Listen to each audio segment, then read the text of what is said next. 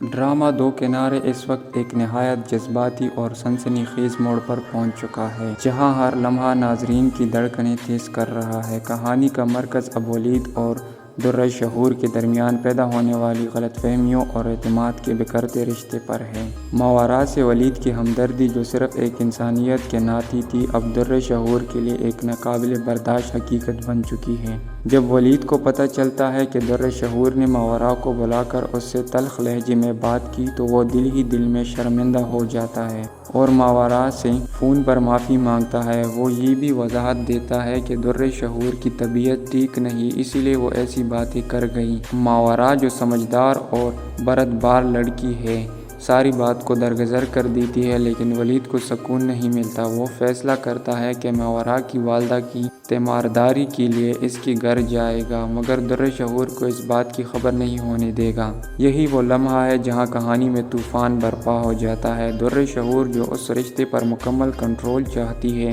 ولید کی اور ماورا کی گفتگو سن لیتی ہے۔ وہ شک اور انتقام کی آگ میں جلنے لگتی ہے، اور جب اسے ہسپتال میں ولید اور ماورا ایک ساتھ دکھائی دیتے ہیں تو وہ فوری طور پر ویڈیو بناتی ہے، بغیر اس موقع اور مجبوری کو سمجھے۔ ولید بار بار وضاحت دیتا ہے کہ وہ صرف تیمارداری کے لیے آیا ہے، لیکن درِ شہور سننے کو تیار نہیں۔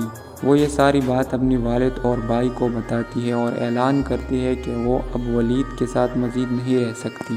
گھر میں جب سب کے سامنے ولید پر الزامات لگتے ہیں تو وہ بے بسی سے صرف اتنا کہہ پاتا ہے کہ کیا تم میری جان لے لو گی؟ اس کا دل اور جسم دونوں تھک چکے ہیں۔ وہ بار بار دہراتا ہے کہ اس کا ماورا سے کوئی ایسا تعلق نہیں، لیکن درِ شہور، جس کی سوچ اب شک میں لپٹ چکی ہے، کچھ بھی سننے کو تیار نہیں۔ بالآخر درِ شہور اپنے والد کے ساتھ اپنے میکے چلی جاتی ہے اور ولید تنہا رہ جاتا ہے۔ یہ تنہائی اس کے لیے جان لیوا ثابت ہوتی ہے۔ اس کی طبیعت پھر سے بگڑ جاتی ہے اور اسے شدید دمے کا دورہ پڑتا ہے۔ اب سوال یہ ہے کہ کیا ولید اس جذباتی اور جسمانی صدمے سے باہر آ پائے گا؟ کیا درِ شہور کو کبھی حقیقت کا ادراک ہوگا؟ اور اگر ہوا تو کیا تب تک بہت دیر ہو چکی ہوگی، یا ولید کی محبت، سچائی اور قربانی اس رشتے کو ایک بار پھر زندہ کر پائے گی؟